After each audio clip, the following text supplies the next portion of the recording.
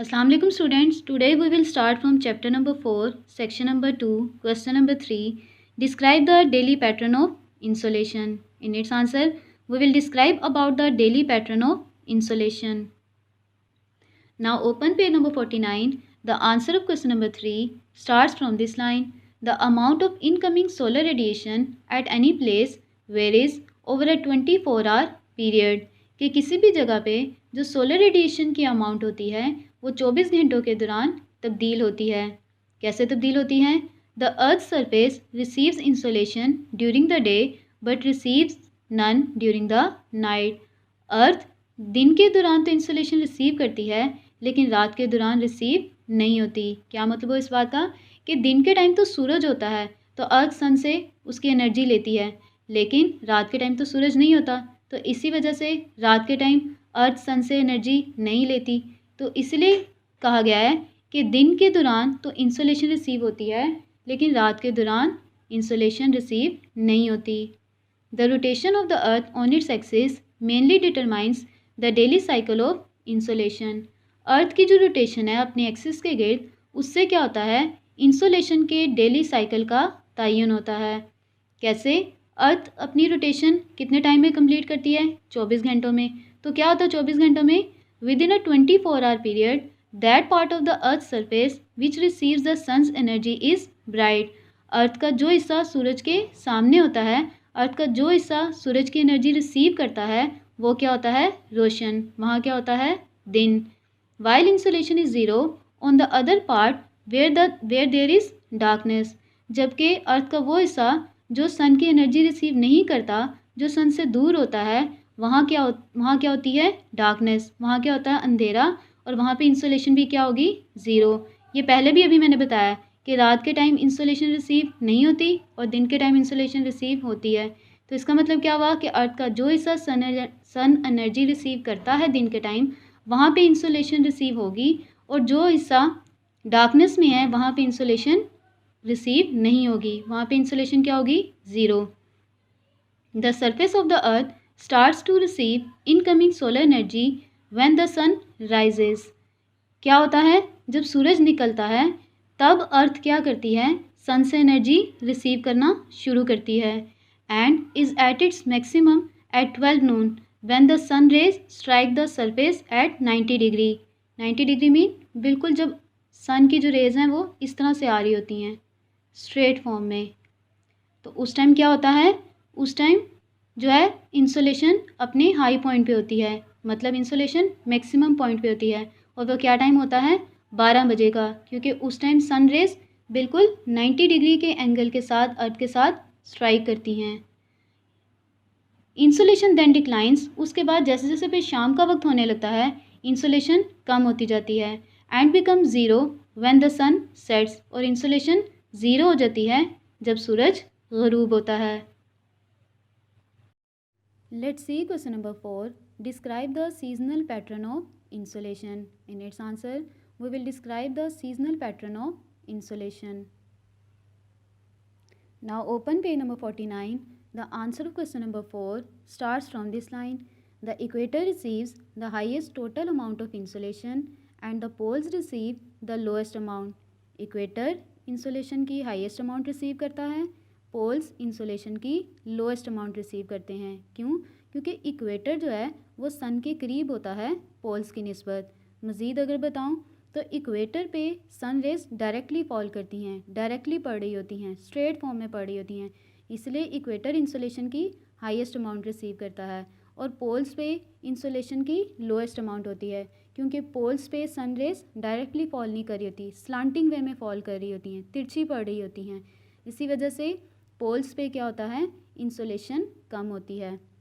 However, the amount of insolation varies from season to season and from latitude to latitude.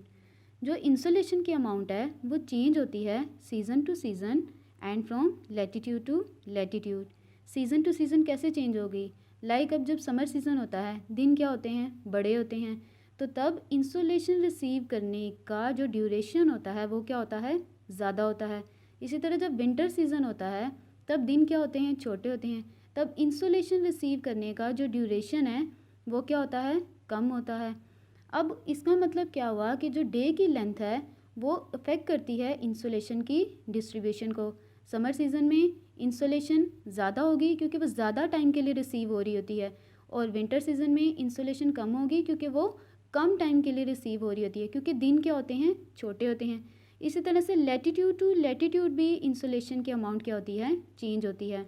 जैसे कि मैंने अभी ऊपर बताया भी कि इक्वेटर जो है वो इंसोलेशन की हाईएस्ट अमाउंट रिसीव करते हैं, और पोल्स जो है वो इंसोलेशन की लोएस्ट अमाउंट रिसीव करते हैं, क्योंकि पोल्स पे जो सन रेज़ हैं वो ऑब्लीक एंगल के साथ पड़ रही होती हैं, इस तरह से पड़ रही होती हैं, ऑब्लीक एंगल के साथ पड़ रही होती हैं। इसी वजह से पोल्स जो हैं वो इंसोलेशन की लोएस्ट अमाउंट रिसीव करते हैं। The revolution of the earth around the sun and the inclination of the earth to the sun largely determines these seasonal and latitudinal variations. क्या बताया जा रहा है यहाँ पे कि जो सीजनल वेरिएशंस हैं, जो इंसोलेशन में सीज़न टू सीज़न चेंज आता है, उसका तयन कैसे होता है, अर्थ की सन के गिर्द रेवोल्यूशन से। ये तो हम सबको पता है कि अर्थ सन के गिर्द रिवॉल्व करती है तभी सीजन्स बनते हैं। अर्थ सन के गिर्द रिवॉल्व करने में जो टाइम लेती है वो कितना टाइम लेती है, अपना एक चक्कर सन के गिर्द कितने टाइम में मुकम्मल करती है, 365 1/4 डेज़। इतना टाइम लेती है सन के गिर्द अर्थ अपना एक चक्कर मुकम्मल करने में, और उसके नतीजे में क्या बनते हैं, सीजन्स बनते हैं, समर, विंटर, ऑटम, स्प्रिंग। अब नेक्स्ट क्या बताया हुआ है कि inclination of the earth to the sun largely determines, कि अर्थ का जो झुकाव है, इंक्लाइनेशन का मतलब क्या है, झुकाव है, अर्थ का जो झुकाव है सूरज के गिर्द, उससे किस चीज़ का तयन होता है, लैटिट्यूडनल वेरिएशंस का। जो इंसोलेशन में चेंज आता है लैटिट्यूड टू लैटिट्यूड, उसका तयन कैसे होता है, inclination of the earth to the sun, earth के झुकाव से, अर्थ का झुकाव जो कि सन की तरफ होता है, उससे किस चीज़ का तयन होता है, जो इंसोलेशन में लैटिट्यूडनल वेरिएशंस आती हैं। अब होता क्या है, ये अर्थ के झुकाव का क्या मतलब है, यहाँ देखें, यहाँ पे ये क्या है, अर्थ का एक्सिस है,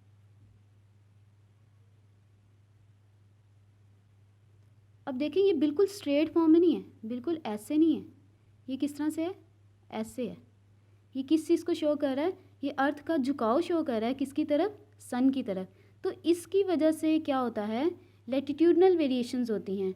लाइक मज़ीद अगर बताऊं, ये हमारी अर्थ है, ठीक है, ये हमारा क्या है, एक्सिस है,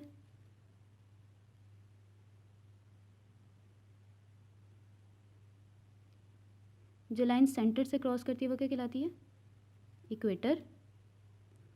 इक्वेटर के ऊपर क्या होता है, कौन सा लैटिट्यूड होता है, ट्रॉपिक ऑफ कैंसर। नीचे कौन सा लैटिट्यूड होता है, ट्रॉपिक ऑफ कैप्रिकॉन, फिर अंटार्कटिक सर्कल, फिर आर्कटिक सर्कल।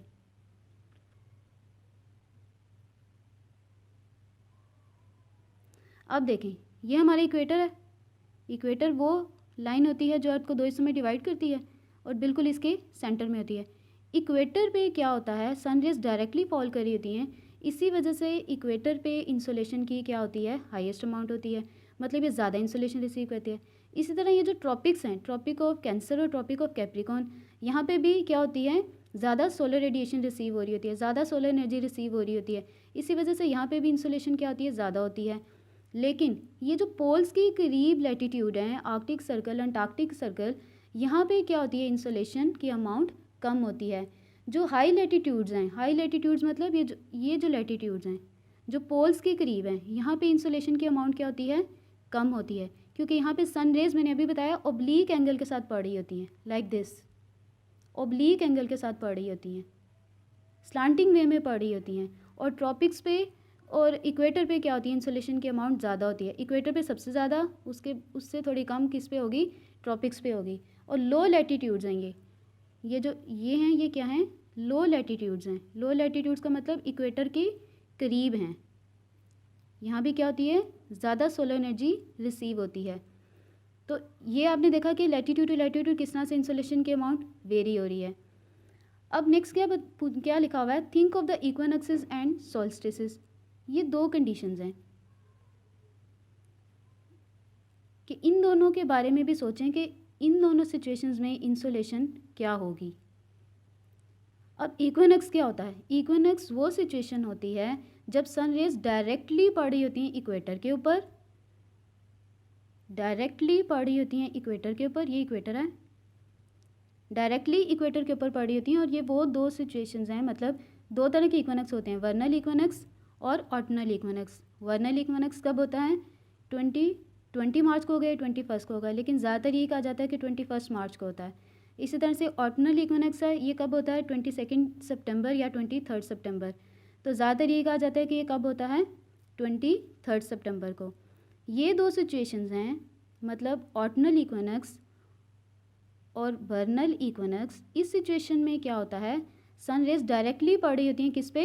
इक्वेटर पे, ठीक है। तो इस सिचुएशन में क्या होता है? पूरी अर्थ पे डे एंड नाइट की जो लेंथ होती है वो भी क्या होती है? इक्वल होती है, ठीक है। अब यहाँ पे क्या होगा? यहाँ पे इक्वेटर पे इंसोलेशन क्या होगी? मैक्सिमम होगी, और पोल्स पे इंसोलेशन क्या होगी? मिनिमम होगी। क्लियर हो गया? इक्विनोक्स की सिचुएशन में क्या होगा? इक्वेटर पे इंसोलेशन मैक्सिमम होगी और पोल्स पे इंसोलेशन मिनिमम होगी। अब नेक्स्ट सिचुएशन क्या है? Summer solstice and winter solstice. Summer solstice के बारे में पहले बता दूं कि समर सॉल्स्टिस क्या होता है। समर सॉल्स्टिस होता कब है? 20 जून को या 22 जून को, लेकिन ज़्यादातर ये कहा जाता है 22 जून को होता है।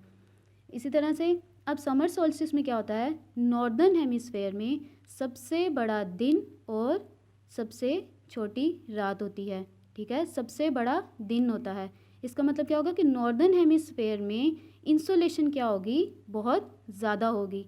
अब ये सिचुएशन होती कब है? देखें, यहाँ पे क्या है? इक्वेटर है, और यहाँ पे आपका क्या है? फर्ज कर लें, यहाँ पे इक्वेटर के ऊपर क्या होता है? कौन सा लेटीट्यूड होता है? Tropic of Cancer. तो ये सिचुएशन कब होती है? जब आपका सन ट्रॉपिक ऑफ कैंसर के ऊपर होता है, ठीक है। जब आपका सन ट्रॉपिक ऑफ कैंसर के ऊपर होता है तब ये सिचुएशन होती है समर सॉल्स्टिस की। समर सॉल्स्टिस की सिचुएशन कब होती है? जब आपका सन ट्रॉपिक ऑफ कैंसर के ऊपर होता है। अब यहाँ पे देखिए, ये इक्वेटर से दूर है सन, और किस पे है? ट्रॉपिक ऑफ कैंसर पे। तो इसका मतलब क्या हुआ कि अब इक्वेटर पे क्या होगी? इंसोलेशन मिनिमम होगी, और ट्रॉपिक ऑफ कैंसर पे इंसोलेशन क्या होगी? ज़्यादा होगी। क्लियर हो गया? ट्रॉपिक ऑफ कैंसर पे इंसोलेशन ज़्यादा होगी और इक्वेटर पे इंसोलेशन मिनिमम होगी। अब देखिए विंटर सॉल्स्टिस। विंटर सॉल्स्टिस कब होता है? 21 दिसंबर या 22 दिसंबर, लेकिन मोस्टली ये कहा जाता है कब होता है? 22 दिसंबर को। इस सिचुएशन में होता क्या है? नॉर्दर्न हेमिस्फेयर में सबसे छोटा दिन और सबसे बड़ी रात होती है। ये सिचुएशन होती कब है? ये सिचुएशन तब होती है जब सन अर्थ की साउथ वाली साइड में आ जाता है। ज़्यादा से ज़्यादा साउथ वाली साइड में कहाँ तक आएगा? लाइक यहाँ पे क्या है? इक्वेटर। तो इक्वेटर के नीचे कौन सा लैटिट्यूड होता है? Tropic of Capricorn. तो सन किसके ऊपर होता है? ट्रॉपिक ऑफ कैप्रिकॉर्न के ऊपर। विंटर सॉल्स्टिस की सिचुएशन में सन किसके ऊपर होता है? ट्रॉपिक ऑफ कैप्रिकॉर्न के ऊपर होता है। तो अब इस सिचुएशन में क्या होगा? इंसोलेशन की अमाउंट इक्वेटर पे क्या होगी? मिनिमम, और ट्रॉपिक ऑफ कैप्रिकॉर्न पे क्या होगी? ज़्यादा। इंसोलेशन की अमाउंट इक्वेटर पे क्या होगी? कम, और ट्रॉपिक ऑफ कैप्रिकॉर्न पे क्या होगी? ज़्यादा।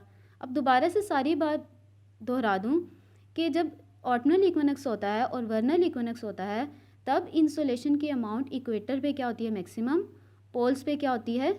मिनिमम। इसी तरह से जब समर सॉल्स्टिस होता है तब क्या होगा? इक्वेटर पे इंसोलेशन की अमाउंट होगी मिनिमम, और ट्रॉपिक ऑफ कैंसर पे अमाउंट ऑफ इंसोलेशन क्या होगी? ज़्यादा। इसी तरह से जब विंटर सॉल्स्टिस होगा तो इक्वेटर पे इंसोलेशन की अमाउंट क्या होगी? कम, और ट्रॉपिक ऑफ कैप्रिकॉर्न पे इंसोलेशन की अमाउंट क्या होगी? ज़्यादा। I hope you will be understand. अल्लाह हाफिज़।